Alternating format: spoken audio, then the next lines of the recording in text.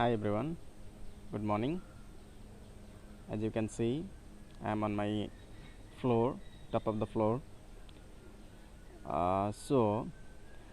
In this video lecture, that means the video lecture number 8, we are going to discuss a whole new concept, the general expression to determine the rate of different types of reactions and their rate constant, order of reactions, and we will also do certain problems, and we will discuss some new concepts regarding your collision theory and activation energy, threshold energy, etc.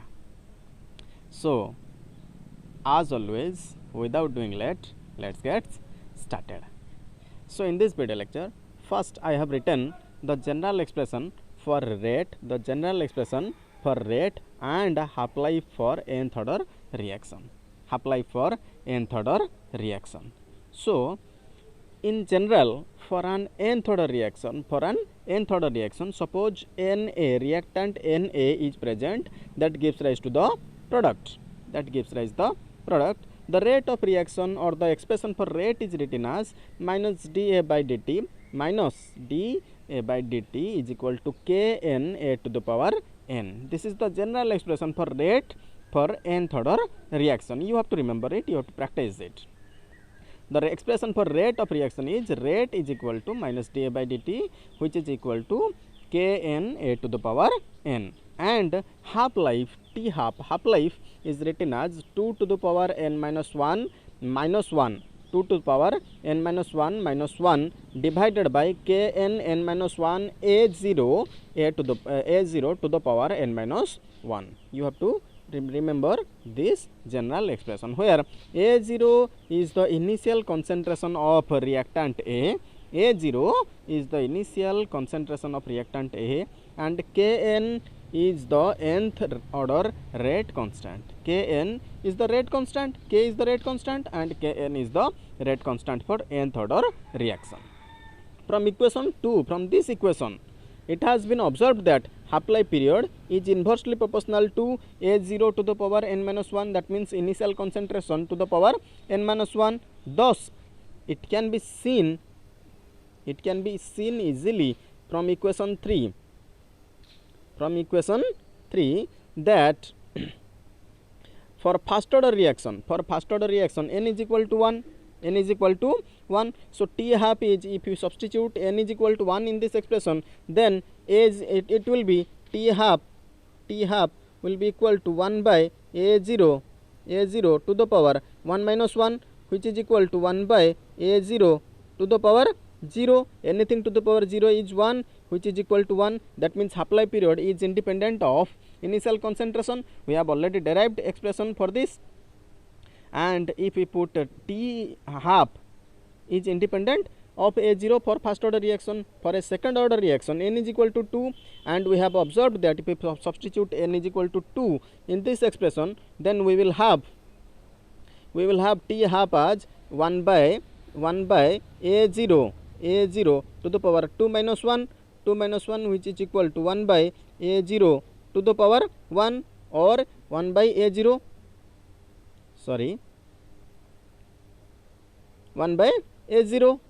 and so on. For third order reaction, we have to substitute n is equal to 3 and so on.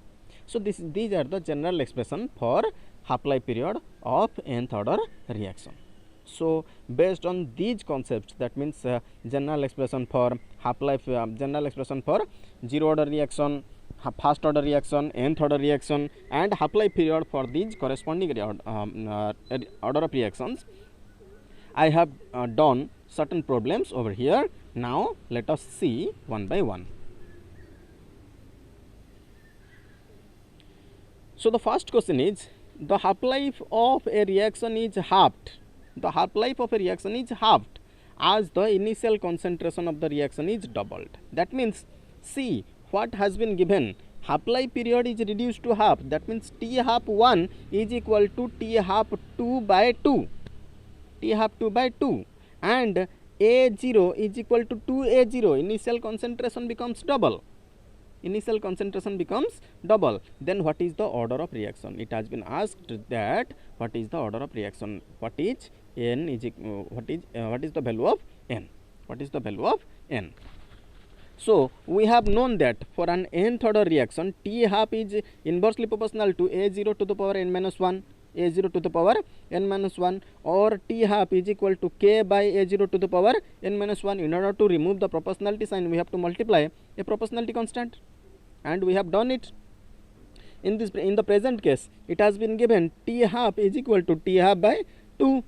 The half life becomes half. Half life of the first order reaction becomes half, and A0 becomes 2A0. Initial concentration becomes double. Substituting these value in equation 1, we have half T half is equal to K by 2A0 to the power n minus 1, 2A0 to the power n minus 1, dividing equation 1 by 2. Dividing equation 1 by 2, we have T half 1 T half divided by T half 2, T half divided by 2 is equal to K by A to the power A0 to the power n minus 1 divided by K by 2A0 to the power n minus 1. And if we solve this equation, then T half will cancel each other. T half and T half will cancel each other, and in this case K half and K half will cancel each other. A0 to the power n minus 1, A0 to the power n minus 1 will cancel out each other, and the remaining value will be 2 is equal to 2 to the power n minus 1. That means 2 can be written as 2 to the power 1. Anything to the power 1 is equal to that number. So 2 to the power 1 is equal to 2 to the power n minus 1. In this case, the base on both sides are same, so the power will automatically be same. So n minus 1 is equal to 1, or n is equal to 1 plus 1 is equal to 2. Thus the value of n, that means order, is found out to be 2. The reaction is second order. This is the answer of the given questions. Therefore the reaction is second order reaction. Got my point? Very good. Moving on to the next question. Next question, it has been given the rate constant for first order reaction is 1.54 into 10 to the power minus 3 second. So rate constant, that means value of K has been given. K is given for first order reaction. For which type of reaction? It is important, very very important. First order reaction, the value of K is given as 1.54 into 10 to the power minus 3 second inverse, and it has been asked to calculate the value of half life time. T half is how much? T half is how much? So given that K for first order reaction is 1.54 into 10 to the power minus 3 second inverse, and we have known that for first order reaction the general expression for half life period is T half is equal to 0.693 by K, 0.693 by K. Putting the value of K in this expression, we have 0.693 by 1.54 into 10 to the power minus 3, and on solving this equation we have the value of T half as 450 second. Therefore the value the half life time is found out to be 450 second. This is it. Very simple question. Got my point? Very good. Moving on to the next question. We have another question as the half life time of the homogeneous reaction SO2Cl2, that means sulfuryl chloride. Know that the name of the compound is sulfuryl chloride. The half life of homogeneous gaseous reaction SO2Cl2 gives rise to SO2 plus Cl2. When the reactant breaks, it will give two products, sulfur dioxide and chlorine gas, which obeys first order kinetics. Very very important. Which type of kinetics? First order kinetics is 8 minutes. So what is 8 minutes? Half life time is 8 minutes. So half life T half is given as 8 minutes, given T half as 8 minutes. How long it will take? So what is the time taken? T is T has what is the value of T? The value of T has been asked. How long time will it take for the concentration of SO2Cl2 to be reduced to 1% of the initial value? So the concentration must reduced to 1% of its initial value. Whatever the value of whatever its initial value, it must reduce to 1% of that value. That means if the concentration is taken as 100% or 100, then the final concentration must be 1. So for first order kinetics, we know that T half is 0.693 by K. From this equation, we have the value of K as K is equal to 0.693 divided by T half. 0.693 divided by T half, and the value of T half has been given as 8. So the value of K is found out to be 0.693 divided by 8.0 or 0.087 minute. Clear? Got my point? The value of this is minute inverse. The value of K has been found out to be 0.087 minute inverse. Now from the expression of first order kinetics, we have, or we know that the expression for first order kinetics is the rate constant for first order kinetics is K is equal to 2.303 divided by T log A by A minus X, where A is the initial concentration and A minus X is the final concentration, and in this case it has been given the final concentration must be 1% of the initial concentration. So suppose the initial concentration, the value of A is 100, so that the value of A minus X will be 1. The value of final concentration must be 1% of the initial concentration. Substituting these values in this equation, we can write this equation as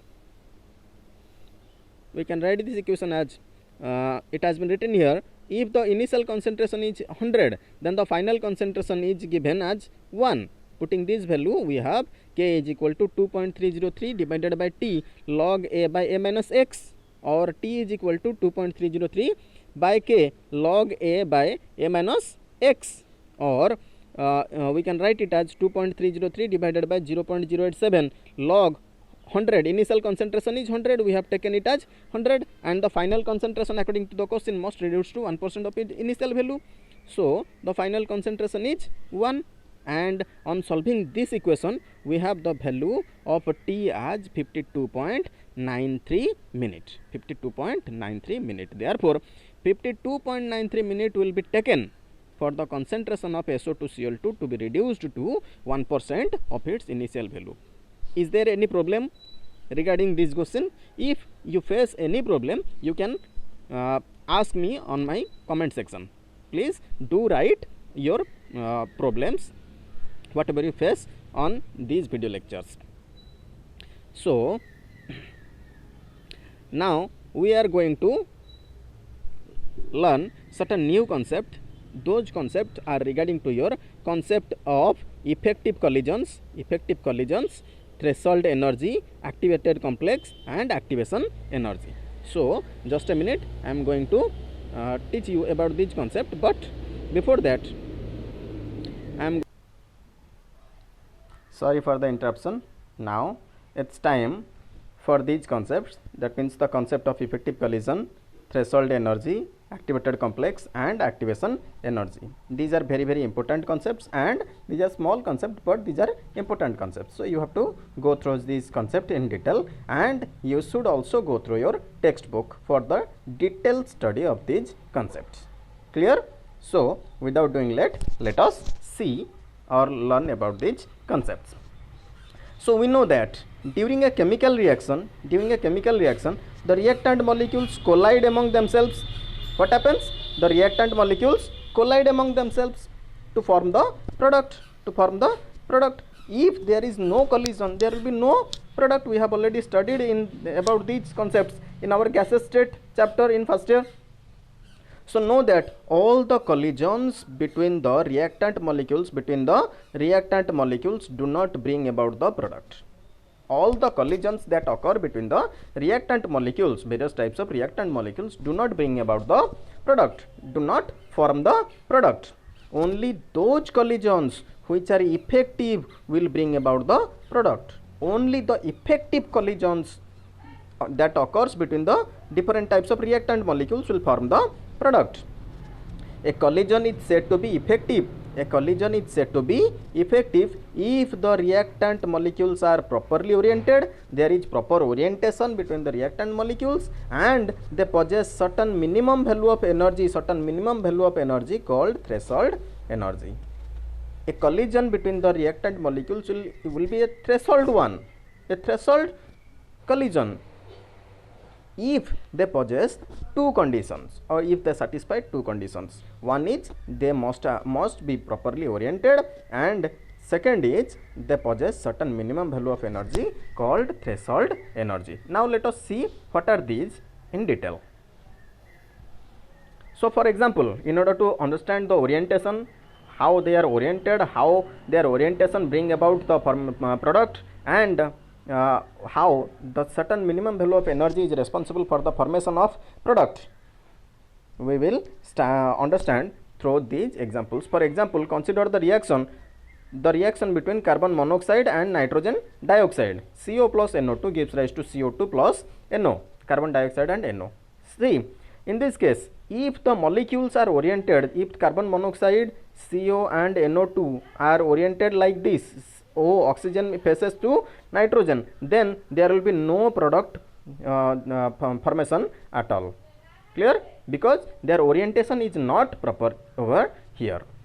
But if carbon monoxide and nitrogen dioxide are oriented in this way, like your carbon oxygen and oxygen of nitrogen faces towards carbon monoxide, then the product formation will be possible. That means carbon dioxide and nitrogen oxide will be formed, because this is proper orientation.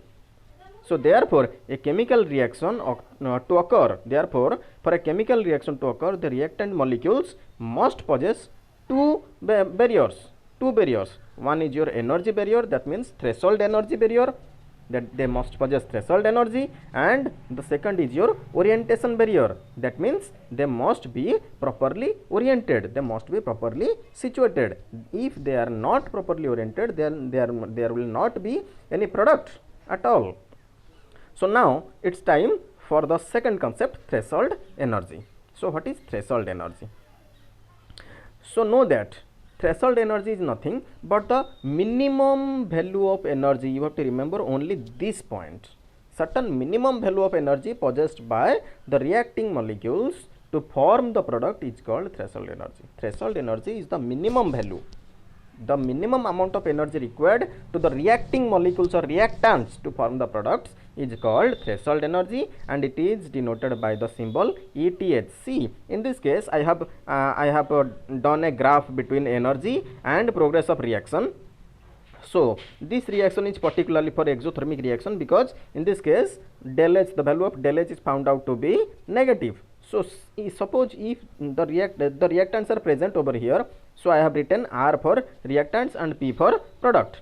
So if the reactants collide among themselves, if they are properly oriented and they collide among themselves, then their energy will gradually increase, and they will attain a maximum energy level. This maximum energy level is called your activation energy level, and the energy, total energy, minimum energy that is possessed to attain the maximum energy level is called your threshold energy value, ETH.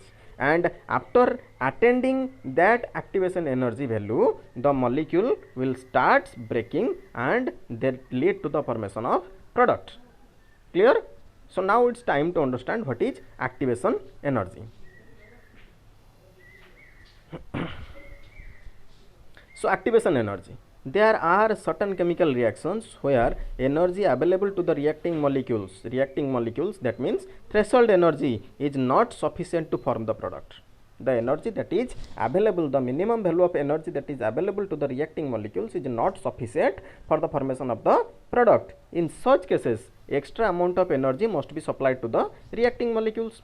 Extra amount of energy must be supplied to the reacting molecules. The extra amount of energy, that means, know that threshold energy is the minimum value of energy. Threshold energy is the minimum value of energy, but activation energy is the extra amount of energy. So the extra amount of energy supplied to the reacting molecules or reactant molecules to form the product is called activation energy. Very easy. The certain minimum value of energy supplied to the reacting molecules, that is needed to form the product is called threshold energy, whereas extra amount of energy that is supplied to the reacting molecules to form the product is called activation energy. It is the highest energy state I have shown in that graph, that is the highest energy state in that curve. So it is the highest energy state in a chemical reaction, and the compound formed at the activation energy state is called activated complex. That means the compound that is formed over here, the compound that is formed over here is called activated complex. What called? Activated complex. Activated complex. Activated complex. Activated complex. The complex that is formed over here is called activated complex. Got my point? Very good. Moving on to the next concept.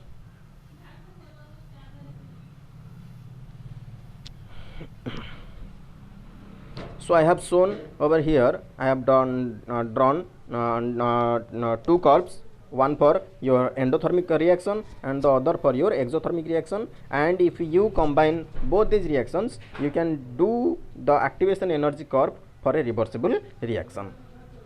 So in case of endothermic reaction, what happens? The energy of reactant is more than that of energy of product.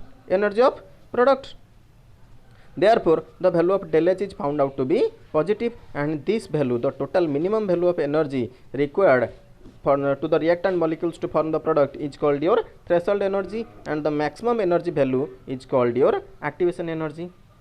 And in the same way, in case of exothermic reactions, what happens? The energy of reactant is less than that of product. That's why the value of del H is found out to be negative. According to thermodynamics, we have already known that the value of del H for exothermic reaction is negative. That means Q is positive, amount of heat is positive, so that del H enthalpy is negative. Del H is positive, del H is negative. This is the reactant. The value amount of energy of reactant is less than that of amount of energy of product. This is the value of amount of energy. Amount of energy of product is more than that of amount of energy of reactant, so that del H is negative and energy is evolved in the product side, and this is the maximum energy state, after which the reactant molecule starts breaking and they starts forming the product. Got my point? So now activation energy is also defined as the difference between threshold energy and average kinetic energy. This is another definition of activation energy. This is the relationship between activation energy and threshold energy. So activation energy is the difference between threshold energy and average kinetic energy possessed by the reacting molecules. Got my point? So finally, the effect of activation energy on rate of a reaction. How activation energy affect the rate of a reaction? So you have to remember these three conditions. These are very, very important. These three conditions basically affect the rate of a reactions. So if the activation energy is very high, EA is very high, so know that rate is very low, rate of reaction is very low. So that from this relation we can write it as activation energy is inversely proportional to the rate of reaction. Activation energy is inversely proportional to rate of a reaction. If the activation energy value is very high, then the rate is very slow, and if activation energy is 0, then rate is very, very slow. And EA, if activation energy is very low, then automatically rate of reaction will be very high, or rate of reaction is very high. You have to remember these three conditions. Got my point? Finally, our last concept of this video lecture is activated complex. So what is activated complex? I have just before I have told that the complex that is formed at the activation energy level, that means maximum energy level, is called your activated complex. So activated complex are nothing but the complex that are at highest energy state of their corresponding conditions. Just a minute. So activated complex. So we know that in a chemical reaction, the old bonds break, the old bonds of the reactant molecules break, and the new bonds are formed on the product side. So during this process, during the progress of a chemical reaction. Energy is required to break the old bonds and energy is released when new bonds are formed. When new bonds are formed. During the reaction process, the reactant molecules moves through a highly unstable state. That is the maximum energy state of that reaction process, and is called activated complex or transition state, denoted as TS. It is the highest energy state in a given chemical reaction and is most reactive. You have to simply write these concepts. I have given you the core concept of these small concepts.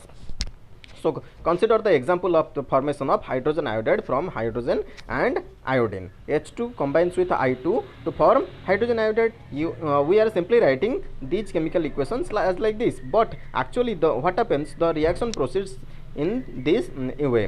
What happens, hydrogen single bond hydrogen reacts with iodine single bond iodine, and after that they go through a highly unstable state. That means after the first step, this is the transition state, this is the rate determining step, this is the slowest step, and what happens in this case, the old bond starts breaking. I have shown, then that's why I have shown the solid bonds in dotted way, and new bonds are started to be formed, or new bonds starts forming, and that's lead to the formation of the product hydrogen iodide. So this is all for today's video lecture. Hope you enjoy this video lecture. This will be of great useful to you, and you will definitely like it. You will definitely study hard. God bless you all. Thank you.